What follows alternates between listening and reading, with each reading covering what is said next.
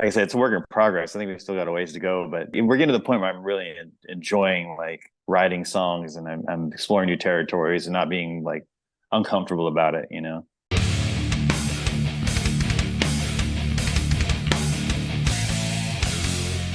Postcult Magazine welcomes in Jeff Irwin of Will Haven. Welcome back and welcome to the show. How are you doing? Good. Thank you. Thanks for Yeah, having me. yeah, thanks for being here. I'm so excited. We're here, not quite on the eve, but in advance of the brand new album VII. Uh, coming, I assume it's not read out like Roman numerals. I assuming it's seven. Yeah, seven. On minusHEAD Records, keeping it NorCal forever, which I love. And this is the first record written during the worst time in the world, but the band has been back, kind of doing special things, occasionally touring. I saw you guys at St. Vitus. That's the last time I saw you in person. When Oh, right I on. lived in Brooklyn back then. Now I'm back. I'm here in the Bay Area now. This record is amazing. So first and foremost, congrats. It's killer. Awesome. Thank you so much. I appreciate it. I thought the 2018 record was awesome. It was like a nice reintroduction to the band. I feel like Will Haven is a band you guys never quite, you got a lot of props and a lot of respect in the industry and from other bands, but I feel like the breakthrough that should have happened to the next level didn't happen, but like that doesn't change the band. To me, I feel like you guys have always made very strong music that's very, inspiring and uplifting. No, thank you. Yeah, it's a work in progress, like any band, you know. When we started Will Haven, we didn't really have a general sound or, what we wanted to do. We just started a band as friends and made El Diablo just kind of out of a whim, you know. It's like we just kind of wrote these songs, and then ever since then it's been a work in progress, trying to find our own identity, their own sound, our incorporating our influences more. It's like I said, it's a work in progress. I think we've still got a ways to go, but we're getting to the point where I'm really enjoying like writing songs, and I'm exploring new territories and not being like uncomfortable about it, you know. That's awesome. I love you sharing that. Thank you. I do feel like you have a band that you've never really repeated yourself. And I think that's the key. Bands that have a lasting impression, the best bands ever, don't you can keep the same sound. It's the same band the minute you hear it. When you hear the guitar riffs, when you hear Grady, it's Will Haven by the grooves. But like I don't feel like any two releases have ever sounded quite alike. Yeah, that's kind of the whole gist of our when we go to make a record is like, okay, we've already done El Diablo, we did Carpe Diem, even Morte. We try to go back to the more Will Haven roots, but still not do El Diablo or whatever. But it's funny because we still get, even with the new record, I've seen people with the singles like, oh man, I wish they go back to their old El Diablo ways. I'm like, well, we've already done that. It's like we already put out that record, and to us that record is very simple, which is good in a lot of ways. But for us to play, it's really easy and it's simple, and so we like to challenge ourselves as musicians too, and mix it up and put stuff in there that even catches us off guard a little bit sometimes. So, like I said, it's music is one of those things where you just want to enjoy playing it and challenge yourself, and try new territories. And so each record we've tried to do that a little more and more, without straying too far away from what we started out as. Right. And as much as you love your diehard fans, the first fan you have to impress is you. You have to dig Oh it. yeah, yeah. You have to envision living with this track forever the way it is on a record. Go out and play it live. Maybe not as much as you used to, but you're gonna play it 100 times, some of these songs the next few years. So, you have to really be comfortable with it and please yourself first. And I think that's something I know it's like I feel like it's an attachment thing. We're not going to solve psychology in the human brain today of a music fan, but I do feel like it's like a lot of times the first thing that grabs a fan, or the first big commercial thing that gets through, is the thing that people latch onto forever. And it's Mhm. unfair because artists need to change and grow. Yeah, music is such a strong connection, though, and I get it. I mean, there's certain albums that I heard that every time that band puts out another record, it doesn't quite touch the one that I connected with, initially. So I get it. If people heard El Diablo and like that record changed my life. I was at a certain point in my life when I heard that record, and I'll always identify with that record, and I get it. But there's bands that just need to grow, and luckily bands that I love, that really love, have put out multiple great records. Even that they had that initial first record I love, they keep backing it up with even better records, or records that don't disappoint. So those are the bands that I hold true to my heart, and those are the bands that have come lasted the test of time. So hopefully we're one of those bands that continue to put out good stuff. Even people that love Del Diablo like our new stuff just as much, or maybe even more than they like Del Diablo. That's always the thing that you want to like put out as a band. It's like you have those classics, but you want to keep putting out stuff that raises the bar a little more. Right on. And of course, as the producer of the record, I wonder for you, going in, do you have to put on separate hats and be like, okay, today I'm producing, but I'm also the guitarist in this band, and you have to kind of like a director directing themselves as a star in a way? Do you have to kind of like hold yourself back and restrain yourself a little bit because the producer angel is on your shoulder, or the producer devil is on your shoulder? Like, do this, don't do that. Does that come into your process at all, or is it just very organic for you? To me, it's the last two records, especially more so this one, but more to a little bit. Um, I've kind of taken myself out of the band. I write the songs, and then we record it. But once I record my part, I feel like I'm not in the band anymore. I feel like I'm a listener. And so I put myself in somebody who wants to listen to this record, what they want to hear, or what would stand out, what would be cool. So once I'm done finishing the tracks, then I become a fan of the band. I'm like, all right, this is what I'd want to hear if I was a fan of Will Haven, or something that would get me excited about the record.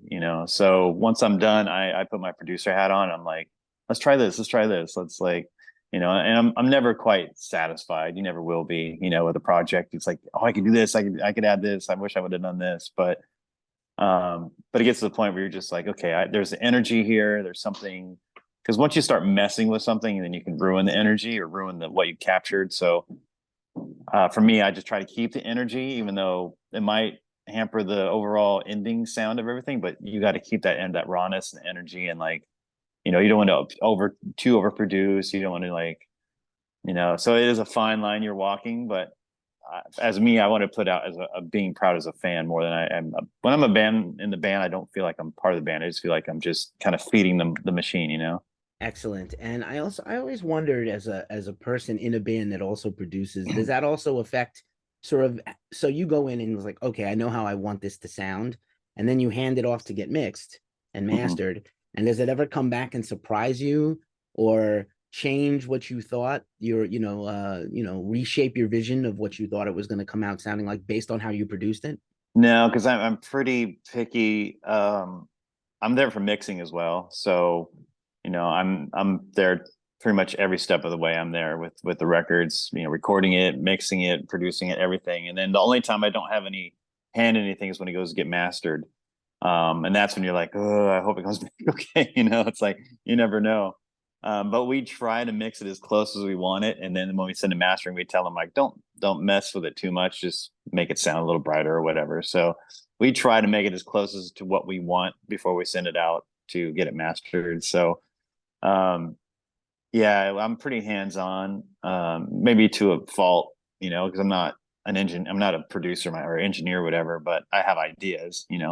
Um, but like I said, with Will Haven, I think it'd be different when we go to record a record. It's kind of in separate times. Like we don't go in for a month and record the whole record at once.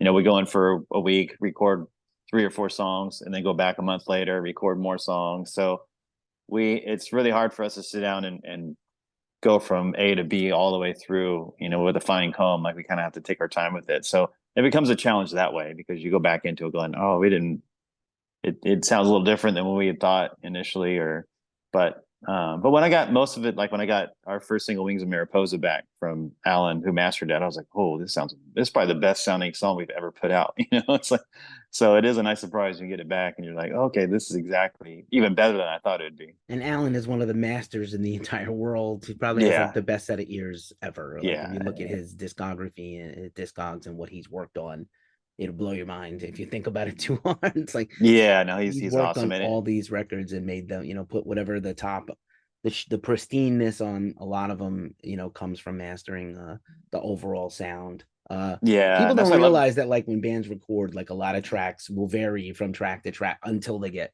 mixed and mastered. So Yeah, and especially a band like us who kind of come in and out. It's like when you have a record, you set up the drum set and you leave it there for a month and you record all the tracks. you know, with that drum set up as is. But for us, we play 3 or 4 songs, load up, take our gear home, bring it back. So anytime you set up your gear again, it's going to sound different, you know, because you don't put it in the same exact spot. The mics aren't in the same exact spot. So you do get a different sound each song, which is kind of cool though, you know, because he doesn't sound like the a one track. It's like it has variations, which is when I hear it in Seven, I hear a lot of variations, which is cool. But yeah, recording is an art form in itself, you know. And if you can find somebody who's an awesome engineer and awesome mastering, like you pretty much want to ride with those guys for as long as you can. Right on. Thanks for going so nerdy with me on this topic. Oh yeah, no, I love it. I hadn't planned on it, but here we are. And good stuff. Let's do a little track by track on the album and give people any insights you want to share. I will shout out the track and you can follow up.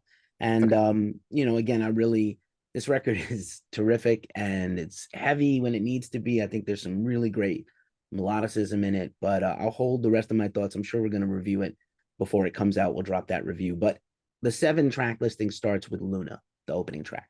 Yeah, so these songs are gonna be quite interesting because they have morphed a million times. You know, even Luna was going to be the last song on the record at one point. You know, that's how much this has flipped around. But for me, I've had that Luna riff, the when it kicks in, I've had that riff for about 12 years. I never used it, and for this record, I thought, well, it's the perfect riff to put on this record, and it was kind of the first. That riff was kind of the basis for the whole record. You know, it's a heavy riff. It's a little different than what we'd put out before. But I wanted to, when I finished Luna, I wanted a song that just kind of came out, kick people in the face, you know, really short, sweet, right in your face. And it kind of sets the tone for the whole record. And initially it had a guitar part at the beginning. When Grady and Mitch start the song, there was a guitar part on that. I said, no, let's take it out. Let's just have Grady and Mitch just start off the record and just, you know, kind of reminiscence of Fresno a little bit. And then it just kind of builds to like something you don't expect. You know, and I love that. I love the twists and turns of it. It's one of my favorite songs on the record for sure. It's short, sweet, it's brutal. You know, I love it. Exactly. It's a quintessential song. I also feel like every guitar player has like a bag of riffs they never get to and save in case of emergency or for a later date. So that's every guitar player ever. The awesome single 5 of Fire, which definitely blew up the internet and blew up streaming for you guys. It's a killer second track. Yeah, that was always been one of my favorite songs on the record. That came fairly easily. I changed a few guitar parts here and there as far as riff.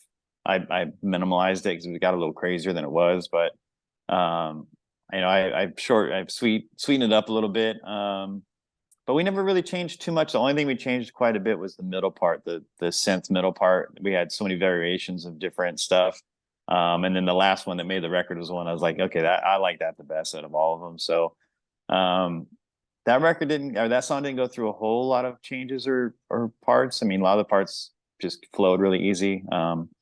But yeah, every time I showed that song to one of my friends while we were writing it or recording it or demoing it, I'm like, dude, that song's badass, you know? And I actually had quite a few friends hit me up because they hadn't heard any of it. And they hit me up on that single drop. I'm like, damn, this that record's the best shit I've ever heard you guys do. So yeah, it was pretty flattering. But yeah, I love that song. That'll be probably a staple in our live set for going forward for a long time. I can see it, I can hear it. Yeah. And I will also say the synths, I totally dig the synths becoming a much more prominent part of the writing in the band. Killer job. Yeah, thank you. For All Future Time is the next track. Yeah, that song came pretty easy too. I don't know, where. I think I just made that riff in my bedroom one day when I was hanging out in I have this little studio in my house, and I was in my room just jamming. I ran to the studio and recorded it real quick. But for me, I just wanted something kind of more slower, heavier. You know, kind of almost in vein of, I guess you could, Pantera-ish, I guess you could compare it to a little bit. But yeah, because most of the songs on the record were semi-fast. So I was like, oh, we need to have a slower song on the record, but heavy.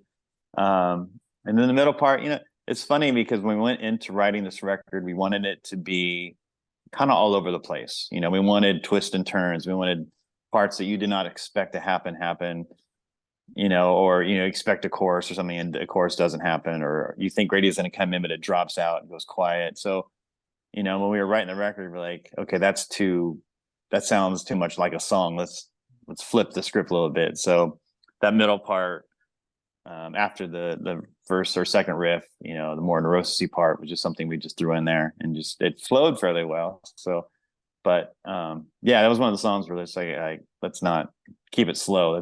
Let's kind of change it up a little bit. Like peanut butter and chocolate. Totally. I want a little sludge in my hardcore all the time. Yeah, Uh, exactly. Probably my favorite track on the whole record is this next one, Evolution of a Man. That's awesome. I'm happy you said that because that I love that song too. I love the riff, the opening riff. Grady's vocals on it are killer. The middle part's rad. The middle part where the singing's on it, I didn't know what to do with that part, you know, because again, we were trying to like do something a little different. And then I asked Reka at minusHEAD and Tin Fed, Death Valley High, and one of my best friends, sings for my band Ghost Ride too. Um, I I just hit him up. I was like, hey, I'm trying to come up with this melody for this part and I can't. Could you help me? And initially it was going to be him in the background, kind of haunting vocals with Grady in the forefront. But then he sent me the track. I'm like, you know what? Let's just keep Ray in front and throw Grady in the back or whatever and just reverse it because it's different, you know, and people wouldn't expect for that part to come in heavy and then I'll just have somebody singing over it, you know? So I think it worked out cool. It adds a different vibe to the record, which I love, you know? But I do love that song a lot. And I hope we'll probably play that live. I would say probably more than not. So, but yeah, I love the riff on that record, and I love the way it just flows in and out. It's cool. Right on. And Reka, of course, is from another underrated Northern California band, Death Valley High, and he's a great producer, and he's been worked with Chino. I mean, the dude is a beast. Paloma's Blessing is the fifth track. Yeah, that one, you know, that one took a little bit of time, especially the ending part. That kicked off. I mean, I had the beginning riff and then the kind of single note riff already written, and then the ending I had the chords, but I didn't know what to put over it. And I tried so many variations of trying to make it kind of beautiful but kind of evil at the same time. I wanted some kind of cool melody in there, but I couldn't. It took me forever to find one. And finally, I just one day I stumbled upon that kind of overlaying of the last chorus or the last whatever outro it is. And when I hit that, I'm like, okay, that's exactly what I was going for. And but then it turned out really cool. And that middle part, a lot of people didn't realize that I was singing the middle part of that song where it drops out and then it kind of comes back in. And that's me singing. But what's funny about that is I did it as just a kind of a fun gag. You know, we were in the studio one day and I just sang on it. And just to see if I could sing, and all of a sudden, we're like, everybody's like, "Well, we should keep that." And I'm like, and then I was like, "No, Grady, you sing." I was like, "No, I think we should keep it." I'm like, "All right, cool, let's keep it." So, just one of those things, just one of those studio things that happened, and we ended up keeping it. You might have to end up having a microphone in front of you on Right? stage, which you will invariably, I'm sure, kick over. But as everybody, it's like, I don't know what to do with this. Yeah, but yeah, good stuff.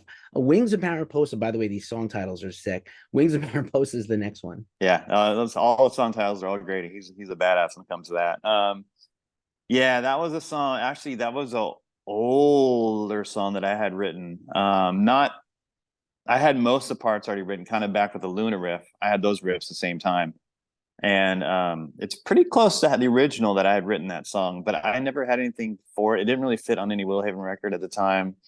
I was going to do another project with some other friends, more metal stuff that I had kind of was keeping it for, but we ended up not doing anything. So I just had that pretty much that whole song was already written. And then I don't think I changed too much really. And then we recorded it as Willhaven and it fit this record perfectly. So yeah, it came out really cool. I love what Grady did on it, you know.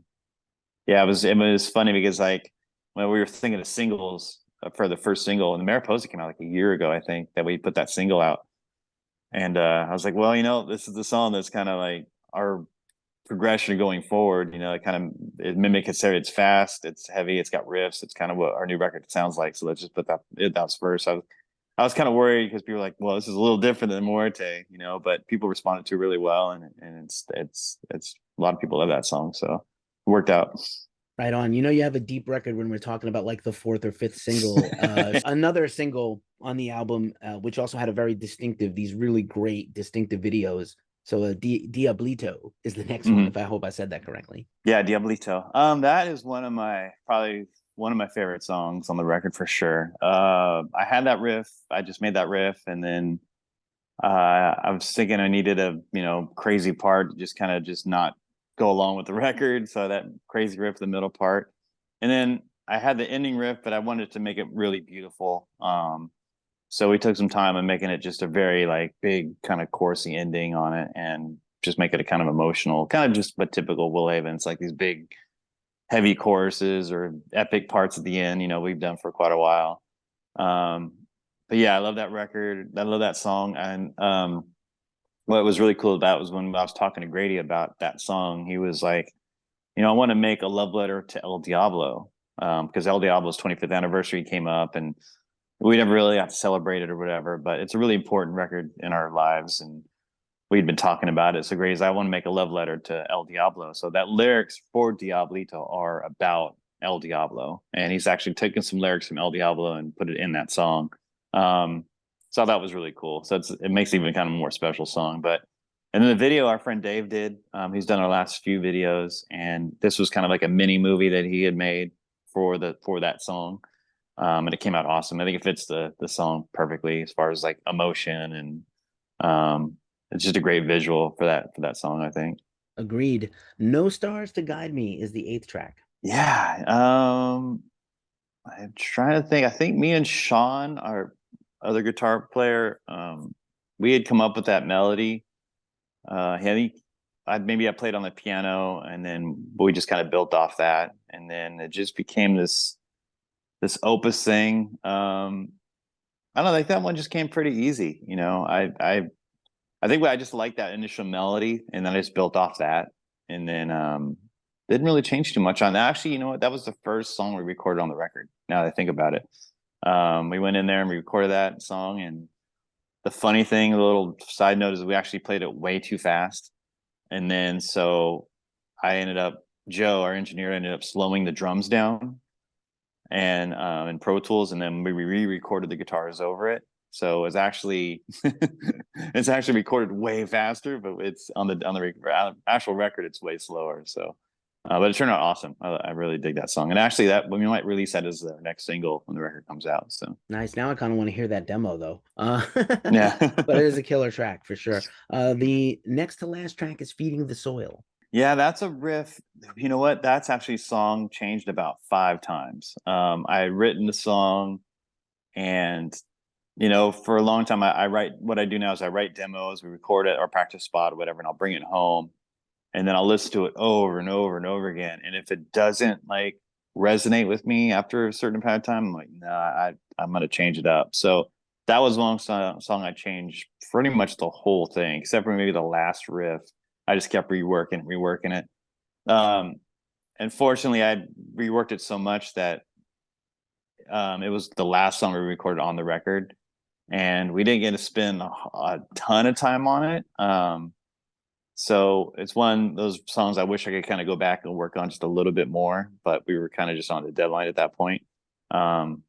But I do love that song. And it sounds, I mean, I think the one thing I love about it is when we play it at practice, whatever, it sounds so big and killer, that I think it'll trans well live. I think it'll do well live. But I do like that song. I just wish I'd had a little more time to work on it, but that was my fault. I hear you. The final track is La Ultima Nota. Yeah, I'd actually written that as the intro to the record. And my girlfriend kind of made a point. She's like, you guys always kind of start off with something mellow. Like, why don't you go with something heavy? And I was like, that's a great point. Like, we kind of always do. Let's switch it up because this record's kind of different anyway. So that was kind of before I had actually reworked Luna. So I had the idea forever of having, a final note played by I was going to have our friends do it. So I wanted the last note on the record to be all our buddies, like the guys from Far and Deftones and Def High, whoever, all my buddies. I thought it'd just be fun, just do a collaborative note together. But then I started realizing that, well, getting all my friends together is going to be a pain in the ass. So let me just put out in social media and have the fans play on the record. So I thought that was way cooler anyway. Just have the fans be part of the record, have a connection with the record, tell their friends, hey, I played on the Will Haven record, So I put a social media post out saying, if you want to be on the record, just send me a G sharp note. You could play it on piano, keyboards, guitar, banjo, whatever you want to do. Just send me the note. And I got about 300 submissions. And I pieced it all together in GarageBand, one by one. And And then I took that to Joe, and then we put it on the record. And I figured we only had the last Alta Nota was only half done. So because it was going to be the intro of the record. So I was like, well, if I add the ending to it and then put the last note at the end of it, it's kind of like a build up to the last note. Then we can do that. So we did that. Me and Joe did that in the studio. So we just had that whole build up to the end, and then the last note kicks in, and that's all the fans. So I was like, it ends perfectly. It's like that's exactly what I was kind of thinking initially when I had thought of that project. That's awesome. Thanks for sharing all that. I really appreciate you Yeah, unpacking the record for us a little bit. I think it, helps the fans appreciate the record a little bit more when they hear from the band. yeah, And totally. I'm super stoked on this record. And you guys have a short tour and these killer festivals. But I always like to end these interviews with a wild card question. So the one that I have for you, I ask it sometimes. Let's see how you do with this one, which is if you could get in the time machine. Morty, we got to go back to the future. Jeff, we got to go back to the future. If you get in the time machine and go talk to younger Jeff before Will Haven and give yourself one piece of advice for the future, what would it be? Hmm. Um. You know, that's a great question. I don't think we've done anything that I regret. I do. It was a hard time because before we were Willhaven, or before now, we didn't have internet, we didn't have social media, stuff like that. So it was hard to get the band name out. You had to tour. Um, and now I think we're trying to catch up with the whole social media thing. I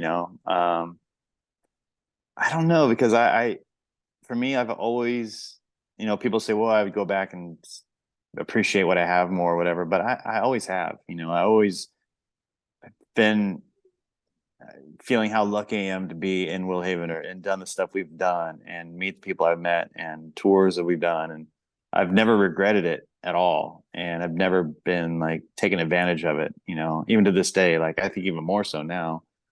So it's hard for me to say if I go back, like, oh, you should appreciate it when you had it, but I have, even when we were touring back then, I was like, oh my God, I can't believe I'm here. Um, I don't know, maybe, I don't know, maybe take more chances maybe with some of our music. Um, we did, but maybe I could have pushed the envelope even more. It's hard to say. Because I don't regret anything I've done, even record wise. Even when we had, when Grady left the band and Jeff Jaworski replaced him during the Hierophant, it was a tough time for us. We barely hung on, but I still love that record, and I still love the time that we had with Jeff. And so I don't know. There's nothing I regret in Will Haven's career at all, and I wouldn't change it for the world. Of course, we'd love to be bigger than we are and have more a reach to a bigger audience, but I for what we've done and accomplished, like I can't.